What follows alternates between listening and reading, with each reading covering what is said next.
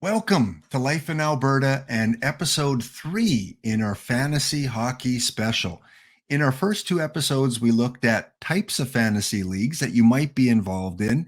This episode, we're going to really zone in on the Dynasty Leagues.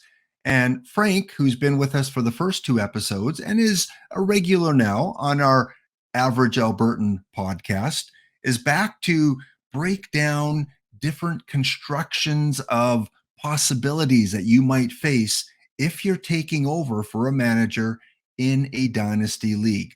We're going to look at a poor team that you might take over, a successful team, and a team somewhere in the middle. So, welcome back, Frank. How's your evening going? Very good. Even though the Habs lost again, but at least we battled and we did well. Anyway, we are here to talk about dynasty leagues. And of course, Frank and I are in a dynasty league. Frank and co-commish Wes run the Real Deal Dynasty League. And it's been going, do you remember when you started this one, Frank? 2010. So it's been going for over 12 years now. And Frank is always one of the perennial favorites and always kind of in that win now mode. And as you saw last episode, he's got an outstanding fantasy hockey record. You know, when you're at that diamond level and you've hit 1,000 wins in fantasy hockey, you're pretty good. So his advice, really important. I still learn a lot from Frank's advice. And if you're just taking over a team early in the season, I think you're going to learn a lot about how you might want to go about constructing your team.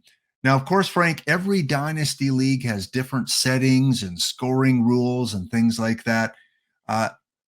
Did you take the original fantasy scoring, the default, or did you tweak it?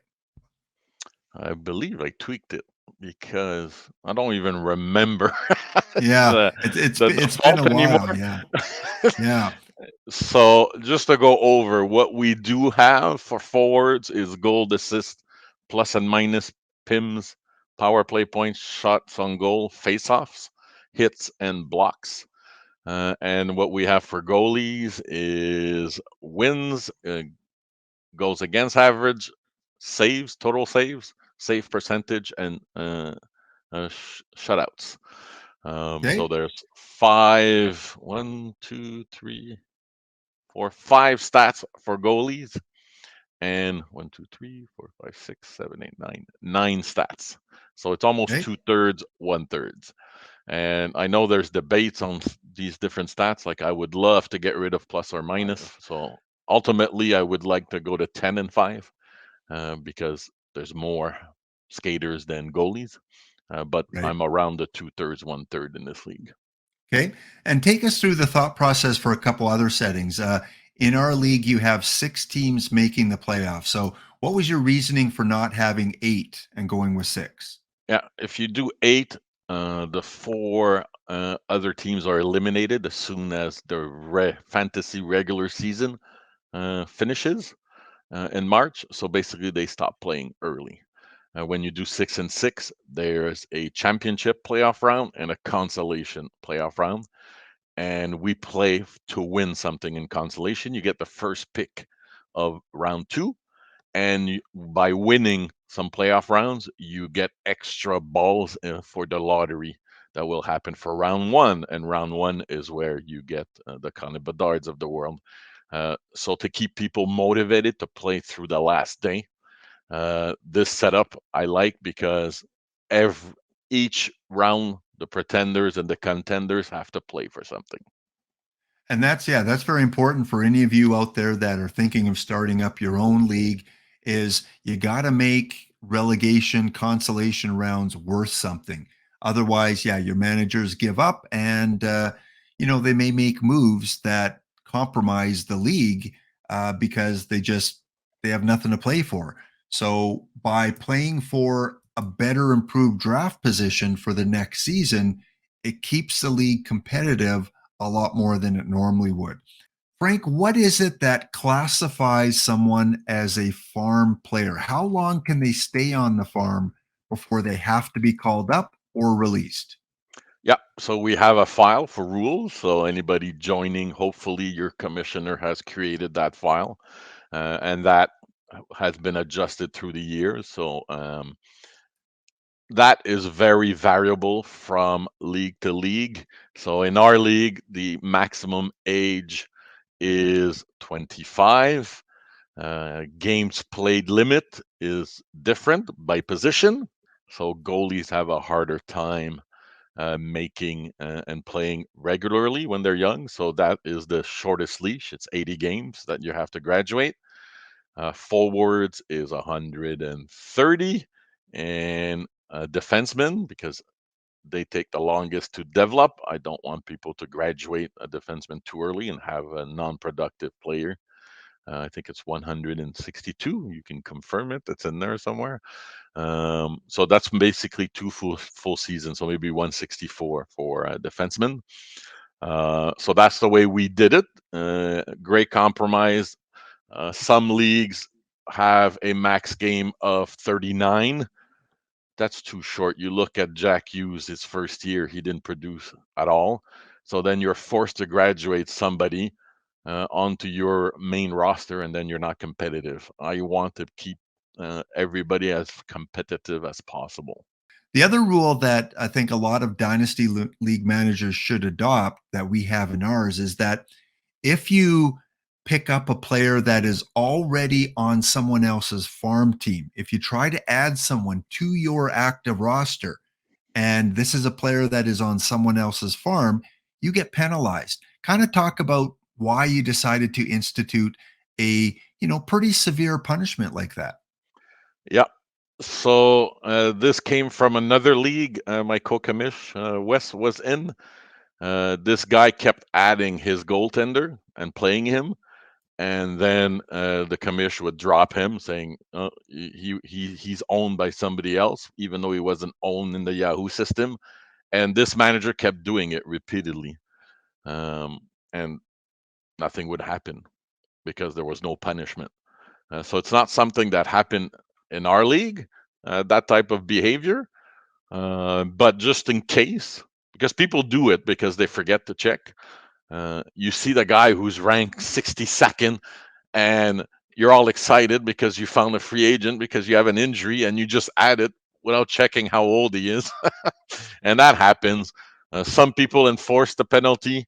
Uh, I've had it happen to me. I haven't enforced it, so it all depends on the manager who got picked. If the person drops the player before he gets used, the other manager will say, "Never mind, no penalty."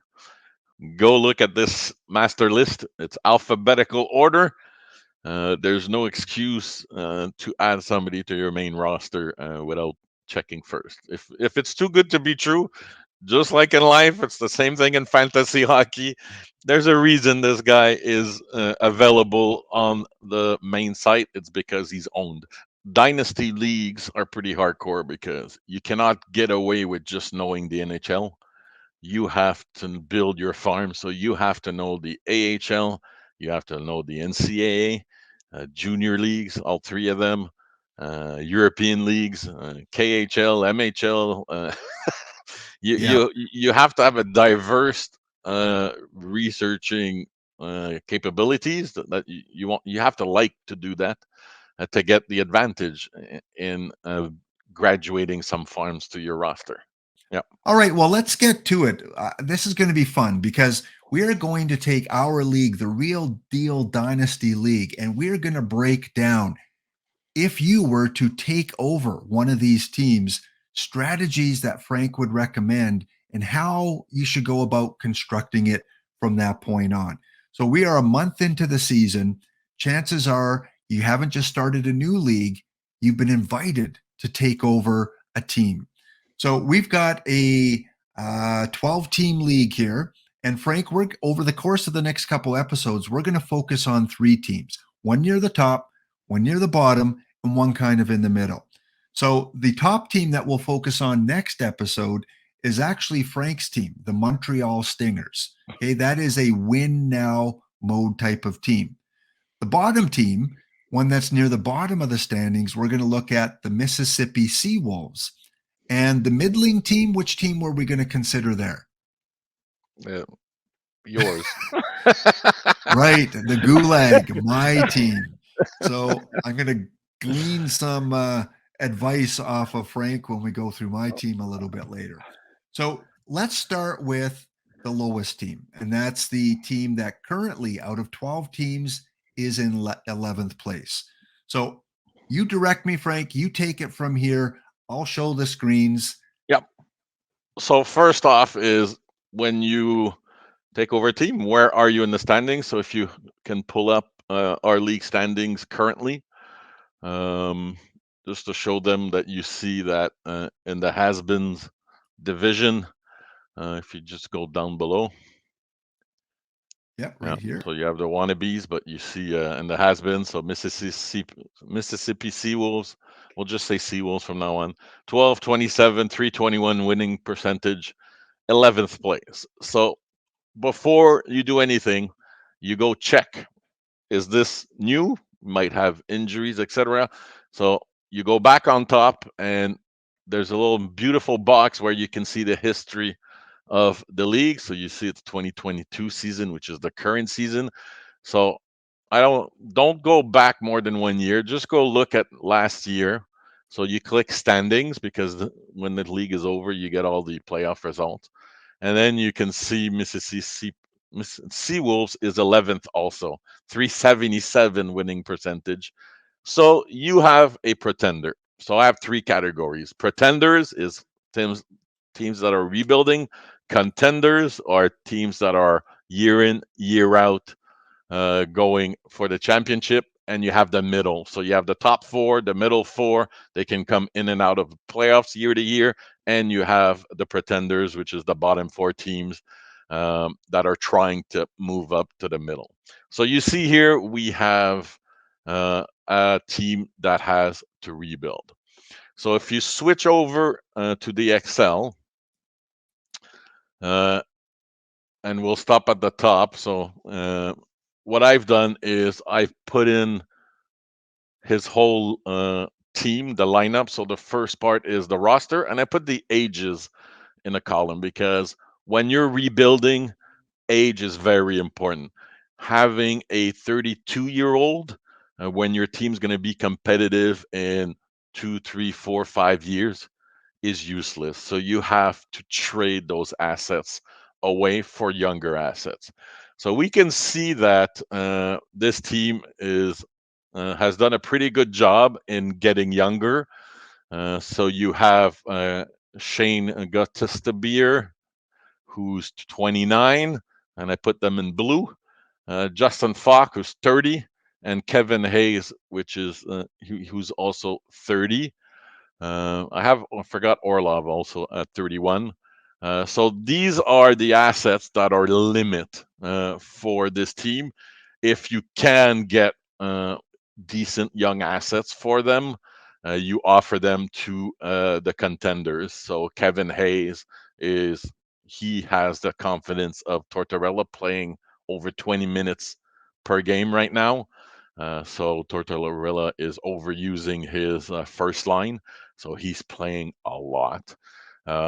In red or pink are players that need to be cut from this team, not traded because they're all untradeable. So Travis Boyd, I know by talking to this manager, he's on top. Uh, Arizona center, he needed an injury replacement. And he picked up Boyd just because he read he was on the first line. But like I said, first line on Arizona is the same as the fourth line on any other team. There's certain teams like Chicago, and Chicago has Kane and Tays, but you if you're on the first line in Arizona, besides Keller, there's nobody worth owning. But that's a recent ad, so that's in pink. Zadina is one of those guys that He's he's just got injured today, long term. No development since his draft year. So I have him in pink because this was his last year to prove himself. And if he's gone long term, he's going to be 23 soon. So he's 22 on the table. So I think and that's where we talked about in the first couple of videos. You have to learn when to cut bait, and Zidane, unfortunately, is one of those guys. Alex Stalock, he's 35. You can see it here. He's a filler, so not. I wouldn't drop him right now. He's just a filler to get starts. And then in red is the people who are on injured reserves. So, but you can see most of the guys are 25, 24, 21. Carter Verhage is 27. Bo Harvad is 27. Husso 27. So you have McCann 26. So a lot of people are mid 20s, early 20s. So that's the good news for this team. So Frank, Then is there a cutoff year like where if you're a pretender, anyone that's over 27, over 28, or does it really just depend on the player? it depends on the player, but 32 and over, you shouldn't have. You should be trading. If they're producing players, you should be looking at trading these assets for younger assets, either on the farm or on your main roster. The ones he has in pale blue, the 29-year-old and the 30-year-old, he has to win also his consolation round. So that's why they're in the middle, because you could keep them to compete in the consolation playoffs to win the first pick in round two, and have a better chance at the lottery in round one and getting a Connor Bedard. So they're Okay. not automatic. So you have to balance a little bit of the two. But if you get an offer you can't resist, you never hope to get uh, winning the lottery or hope to win the playoffs when you have a tangible asset that is very good. Example, if somebody offers, I'll use one of your players because now I haven't. If somebody would offer this manager Cole Perfetti for Kevin Hayes because they needed a center that wins a lot of face-offs, etc., well, this manager has to say yes. you know. Yeah, exactly. Now, Frank, I'm going to ask a viewer question that I had because, it kind of plays a part in this, but a viewer asked from the first episode, doesn't matter if you draft many players from the same team. Does that come into strategy? For example, I have a lot of Edmonton Oilers on my team because I'm a hometown fan. Is that dangerous or can it work in certain situations? It can work, but if you have too many, if your team hits a slump, you're screwed, and you don't want a slump at the end of the year. So you can do duos, uh, like Montreal example. If you have Suzuki and Caulfield, you have two people on the same line. So chances are you're getting multiple points when one of them scores because usually the other guy gets the assist. But loading up and having 5, 6 players from the same team is not. You do it because it's part of your enjoyment uh, of having your home team players, but it's not a good strategy long term to win. Okay, so where do you want to go from here? So we've looked at So we looked this. at his roster, young, rebuilding. So let's look at his farm right now. So his farm, you can see he's got. I put in the Dauber ranks. On the right, just Dover has the top 200 fantasy prospect forwards. He has the top 50 Ds and the top 50 goalies. But we'll come back to this. So let's just go back to the Excel. So he's got Casper, who's 68th. Samoskovic, Kovic, whatever, 105. Denisenko, I put him in pink because I think he's a bust. He's still ranked 69th by Dauber, but sometimes Dauber, it takes him a while to realize that the player's not going to make it. And this is a perfect example of a prospect who has roadblocks. He's in the Florida Panthers, who won the President's Trophy last year, stacked team, no room in the top six. This guy can't play in the bottom six. He's a finesse player, so he never had the opportunity uh, to prove himself in the NHL. So you have to look at roadblocks at the NHL because you could have a very good prospect, as you can see here. He's top 75 out of 200, but and I think he's going to bust out or he's going to be traded for another project, and sometimes a change in scenery, you can get a rebound. But to me, he's on the road of busting out. So then you have Holtz, who's fifth. And then for the D's, you have Brian Clark, who's seventh, Rasmus Sandin, who's graduated, Korchinski, and Norlinder is another one. He's a Habs prospect. He was in the top 50 Ds for Dauber, but he's not anymore. He's dropped out because he hasn't seized. He came over a couple of years ago. He's not even playing well in the AHL. And that's the thing with European players. You have that extra risk that they have to adapt to smaller rinks. A lot of them have a lot of trouble, especially on defense. Forechecking is very important in the NHL. And when you're on a smaller ice as a smaller defenseman, you don't have a lot of time to react. So that's what happened with Norlinder. He's still in Laval, but I think he's going to bust out. So that's two players I would look to replace. And then you see the rest of the goalies, 6th and 20th ranked. He picked up this Vegas goalie. Chinakov, very good, 25. Leroux, that's a homer pick because Nashville is his favorite team, so he picked up his homeboy. And then you have Kent Johnson, who is 4th rank. So if we go back to the Dauber list, I just want to point out we've seen Alexander Holtz and Kent Johnson being 4th and 5th. But if you look at his main roster, he has Marco Rossi on there, who's 21, who's the best ranked prospect on the Dauber list. And he also has Matty Beniers from Seattle. So if you look at the Dauber list, you can see he has 4 of the top 5 prospects according to Dauber. The trading options, there's a variety of things that you can include in trades, Frank. Maybe explain some of the alternative components that can be added in. Yeah. So you have player for player, which is easy. It's you go in the system, you click trade, and you offer roster for roster. You can also email your fellow manager and offer him roster for one of his farm players. And that's where Pro Boards comes into play because we have a trade thread in there where all trades and it goes by year. So any trades that involves a farm player comes here. So you have the 2022 season, 2021, and you can see when Yahoo groups were closed, 2018. So anything that has a draft pick or a roster, a farm player comes here. It has to be posted here and on the Yahoo League site, and everybody has to agree. That's what you say. You see people agreeing to trades. On top of that, you can trade draft picks for the upcoming year and 2024, 2 years forward. If on every manager's teams, you have their farm, and then below you have the picks they still have.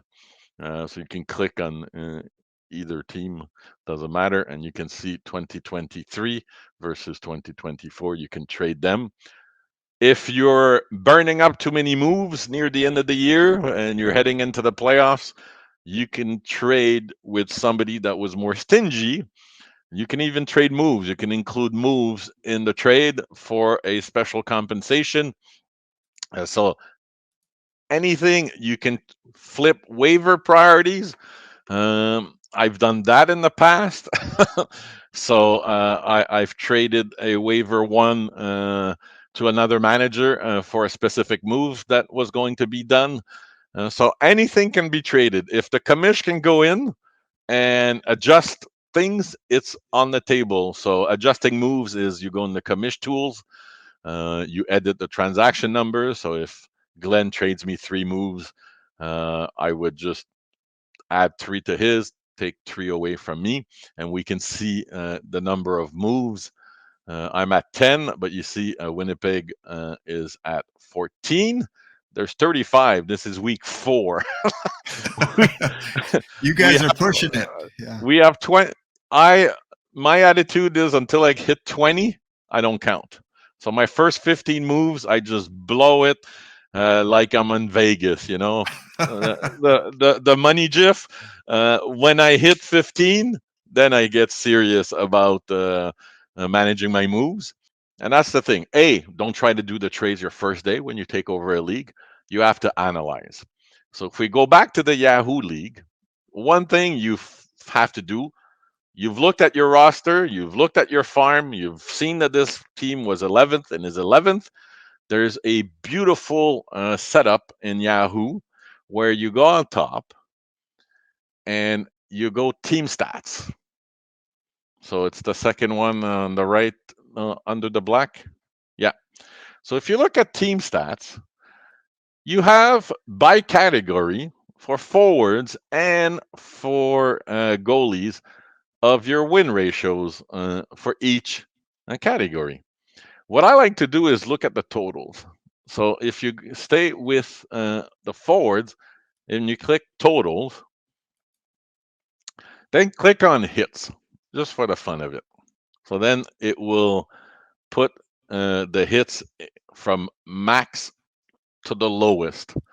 So you can see Hartford is first at 315. Look who's last. Okay. So then you go, okay, so we know you've taken over a team. You're lacking in hits because you're last by a wide margin. This is 3 weeks are booked into these stats, and you're 24 behind the second to last place. So you're running 8 hits behind the second worst team in hits. So you can do that for every stat. So blocks, you can see that team is third to last. Face-offs, and this is how you're gonna see what stats need the most work. Hyphenated. So face-offs, he's fourth to last.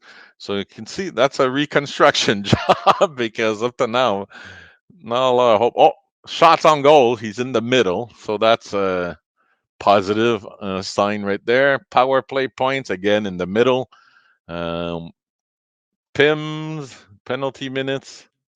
Oh, geez, Frank, who's last in plus minus? that would be me.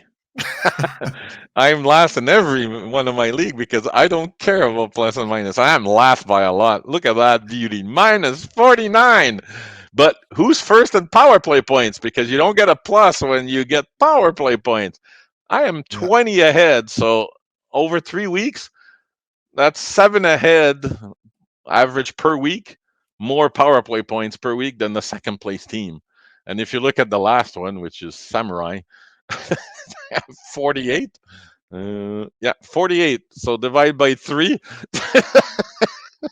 So I would And I think clobber him. that's great to illustrate that you are a win now team, but yet you can still be last in a category. Like you don't Yes. have to be top 5 in every category, Frank. If you try to do that, you will not be successful in fantasy hockey because there's 12 managers. We have 27 roster players per team. So 12 times 27 is 270, 297, 330 some odd players that are picked.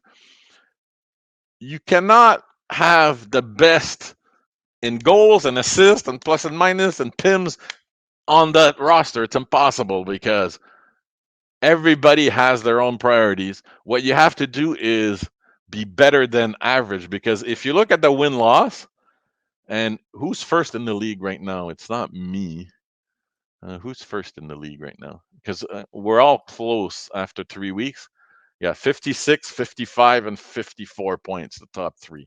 So St. John's is top dog right now, 1 point ahead of me. But if you look at St. John's, he's 1-1-1 for goals, 2-1 for assists. He's losing plus and minus 1 and 2, but he's 3-0 in PIMS, 2-1 in power play points, 2-1, 2-1, 2-1. He's 3-0 for blocks. And if you look at the goaltender stats, you just flip over to that. He's 3-0, but his GAA is no good. He's winning, but he doesn't have a good average. But then he's 2-1, 2-1, and he's tied. He's had no shutouts basically, or tied the shutout. So you can see he's losing. Everybody's losing some categories. You cannot be good at everything, and you shouldn't strive to do that because you're going to drive yourself crazy. Yeah. So going back to the pretender, now you know, because even for goaltender, you can see Mississippi is 0-2, 0-3, 2-1. So he's getting saves because he has volume starters. The Phoenix goalie, they get a lot of shots. So Chicago, before they got hurt, they got a lot of shots. So at least he's winning saves.